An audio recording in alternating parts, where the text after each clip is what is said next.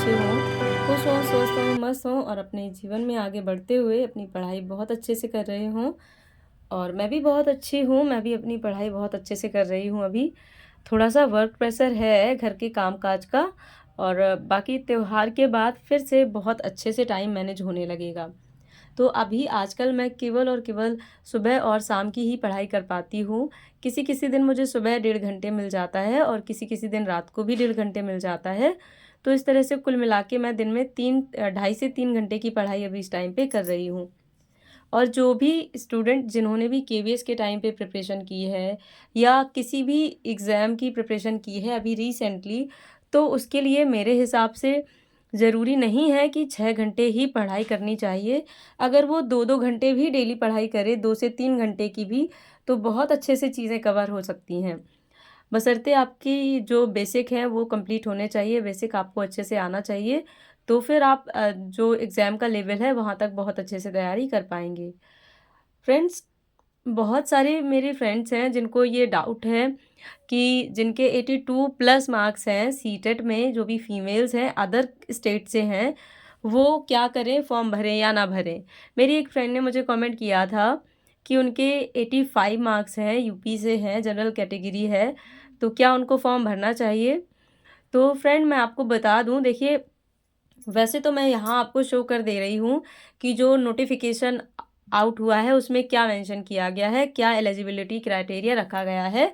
तो आप बहुत ध्यान से इसको पढ़ लीजिए, मैं भी बता दे रही हूँ आपको पढ़ के।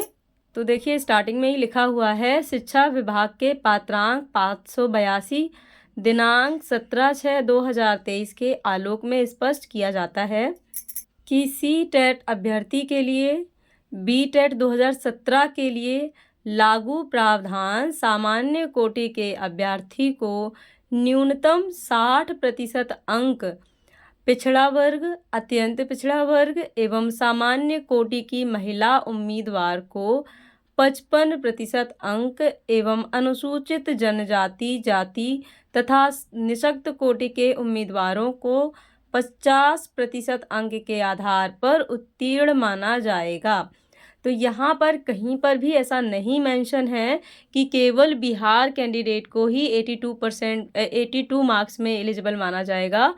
यहाँ जो लिखा हुआ है इसके अनुसार तो यही मतलब अर्थ निकलता है कि किसी भी कैटेगरी की अगर सामान्य महिलाएं हैं, चाहे वो अदर स्टेट की हों, चाहे वो बिहार की हों, उन सभी के लिए 55% अंक ही मान्य हैं। तो अब आप लोग अच्छे से समझ ही गए होंगे कि क्या एलिजिबिलिटी क्राइटेरिया रखा गया है। तो इसके अकॉर्डिंग जिनके भी 82 प्लस मार्क्स हैं महिलाओं के, और जो भी सामान्य वर्ग की महिलाएं हैं वो सभी अदर स्टेट की भी हों, चाहे वो बिहार की हैं वो तो भरेंगी ही, मतलब अदर स्टेट की महिलाएं हैं तब भी वो 82 प्लस मार्क्स अगर किसी के भी हैं तो वो आराम से इसके लिए एलिजिबल है और फॉर्म भर सकता है। पर यहाँ मैं अपना पर्सनल आपको एक ओपिनियन दूंगी कि देखिए अभी जो फर्स्ट फेज़ की भर्ती हुई थी, प्राइमरी भर्ती जो, उसमें बहुत सारी सामान्य वर्ग की महिलाएं जिनके 82 प्लस मार्क्स हैं और 90 से नीचे हैं, उनको बहुत प्रॉब्लम हो रही है। अभी शायद उनके जो नियुक्ति पत्र हैं वो उनको नहीं मिल पाए हैं। बाकी अदर कैंडिडेट्स हैं उनकी ट्रेनिंग भी स्टार्ट हो गई है, शायद मुझे जितना पता है उतना। तो उसके अकॉर्डिंग मैं नहीं कह सकती हूँ कि आगे क्या होगा, कि 82 प्लस वाले काउंट किए जाएंगे या नहीं, आगे आपके साथ क्या हो नहीं कह सकती हूँ मैं, क्योंकि चीज़ें अदर स्टेट वालों के लिए शायद कब चेंज कैसे चेंज कर दें। तो ये आप बिल्कुल थोड़ा सा अच्छे से पढ़ लें नोटिफिकेशन अपने हिसाब से। और इसके अलावा आप अगर रिस्क लेने में थोड़े से स्ट्रॉन्ग हैं तो ही आप ये रिस्क लें। अदरवाइज़ अगर आपको लग रहा है कि आप फाइनेंशियली थोड़े से वीक हैं या फाइनेंशियल क्राइसिस है आपके साथ में और आप नहीं चाहते हैं कि एक अमाउंट आप वहाँ खर्च कर सकते हैं, तो आप मत कीजिए, किसी और वैकेंसी के लिए वेट कर सकते हैं। ये मेरा एक जस्ट ओपिनियन है। अदरवाइज़ आपको लग रहा है कि हाँ आप 750 रुपये खर्च कर सकते हैं इस एग्ज़ाम के लिए, और इसके अलावा क्योंकि वहाँ एग्ज़ाम जाके देना होगा तो ऑब्वियस सी बात है वहाँ भी खर्चा होगा। तो अगर आप वो सारी चीज़ें एक रिस्क पे कर सकते हैं मैनेज, तो आप कर सकते हैं और आपको भरना चाहिए। देखिए मेरे तो 90 प्लस हैं, तो इसीलिए मुझे चिंता नहीं थी पहले, और ना ही मैंने इसको उतना डिटेल में पढ़ा था। मैंने केवल इस नोटिफिकेशन में इतना ही पढ़ा था कि सामान्य वर्ग के 60% मार्क्स, केवल इतना ही पढ़ा था। और इसके आगे जो जब जहाँ से पिछड़ा और बाकी चीज़ें स्टार्ट हो गई थी, फिर उसके बाद मैंने छोड़ दिया था। लेकिन जब आप लोगों के कमेंट्स आने लगे कि 82 प्लस वाले भरें या ना भरें, तब फिर मेरे दिमाग में थोड़ा सा गया और इसके बाद मैंने ये नोटिफिकेशन पूरा पढ़ा है। तो यहाँ पर कहीं पर भी ऐसा मेंशन नहीं है कि केवल बिहार की ही फीमेल कैंडिडेट 82 प्लस मार्क्स वाली अप्लाई कर सकती हैं, ऐसा कहीं भी मेंशन नहीं है। और ना ही ये कहीं मतलब मेंशन है कि जितने भी अदर कैंडिडेट हैं, अदर स्टेट वाले कैंडिडेट हैं, चाहे वो मेल हो फीमेल हो, उन सभी के लिए 90 मार्क्स इंपॉर्टेंट हैं सीटेट में। तो मेरे हिसाब से ऐसा कहीं नहीं है मेंशन, तो आप लोगों को फॉर्म फिल करना चाहिए अगर आप फाइनेंशियली थोड़े से स्ट्रॉन्ग हैं और रिस्क ले सकते हैं तो। क्योंकि देखिए चीज़ें कब चेंज हो जाएं नहीं कह सकते हैं, और रिस्क के हिसाब से ही काम मतलब चलते रहते हैं, और क्या ही कहें हम आपसे। तो बस अभी फ़िलहाल मैं योगा कर रही हूँ। सुबह मैं 4 बजे जगी थी आज, और आज से मैंने अपने लिए एक अच्छा सा टास्क तैयार किया है, जिसको मैं अभी आपको दिखाने वाली हूँ। और उससे पहले मैं आपको दिखा रही हूँ ये सुंदर सा नज़ारा जो हमारे यहाँ सुबह सुबह आज दिख रहा है। देखिए चंद्रमा और इसके नीचे एक स्टार, बहुत प्यारा ब्यूटीफुल एकदम दिख रहा था जब मैंने इसे देखा था।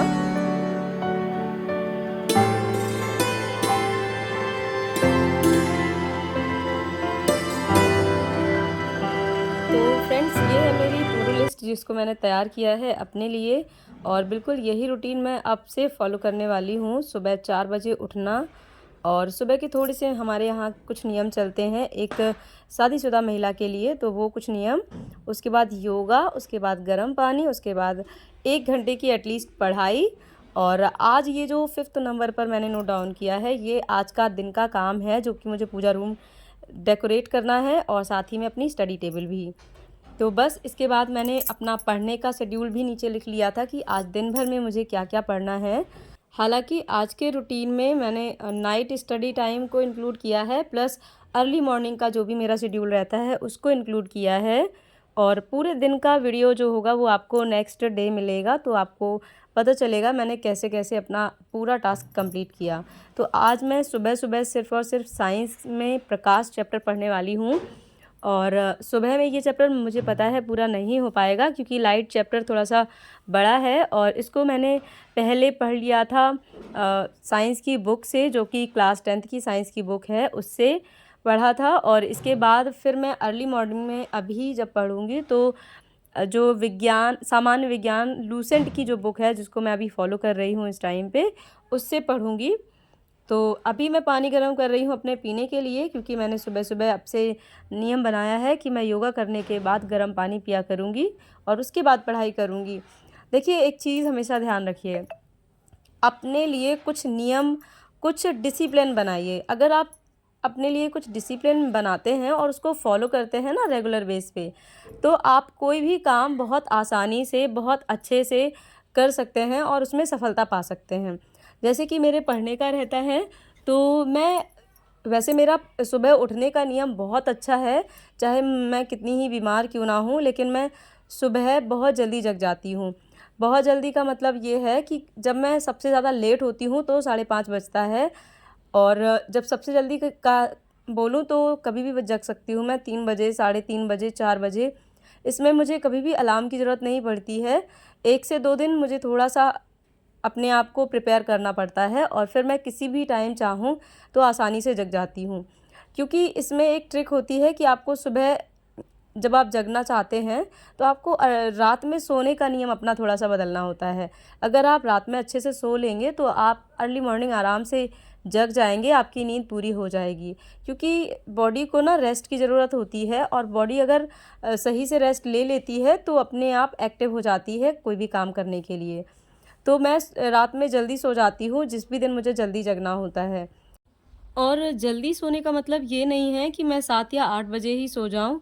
मुझे एटलीस्ट 9:30 तो बज ही जाता है, 9:30 से 10 यही मेरा जल्दी टाइम होता है जब मैं रात में सोती हूँ। अदरवाइज़ मुझे 11 साढ़े 11 बजता है सारी चीज़ें मैनेज करने में। क्योंकि देखिए, अगर हम अपने ऊपर सारी रिस्पॉन्सिबिलिटी लेते हैं काम की, तो ऑब्वियस सी अब बात है, आप मुझे देखते ही हो, मैं अपना सारा काम खुद ही करती हूँ, कोई सपोर्ट नहीं रहता है। हस्बैंड का सपोर्ट इतना रहता है कि सुबह-सुबह कभी-कभार वो सब्ज़ी वगैरह कटिंग करा देते हैं और अपने कपड़े वगैरह खुद धुल लेते हैं, पर बाकी की जितनी भी रिस्पॉन्सिबिलिटीज़ होती हैं वो मुझे खुद पूरी करनी होती हैं। तो इसीलिए मुझे रात को बहुत ज़्यादा लेट हो जाता है नेक्स्ट डे को प्रिपेयर करने के लिए, क्योंकि जो भी आज के काम होते हैं उसको मैं पूरा करके ही सोती हूँ और इसमें मुझे बहुत ज़्यादा लेट हो जाता है। पर जब भी मुझे लगता है कि मुझे अर्ली मॉर्निंग जल्दी जगना है, तो मैं क्या करती हूँ, कोई ना कोई काम जो ऐसे हों जो मुझे लगे कि ज़्यादा इम्पोर्टेंट नहीं है, उनको मैं स्किप कर देती हूँ, उनको नहीं करती हूँ। तो इस तरह से मैं अपना सोने का टाइम जो है मेंटेन कर लेती हूँ। 9 साढ़े 9 से 10 बजे के बीच में हर हाल में सो जाती हूँ, सुबह जल्दी जगने के लिए।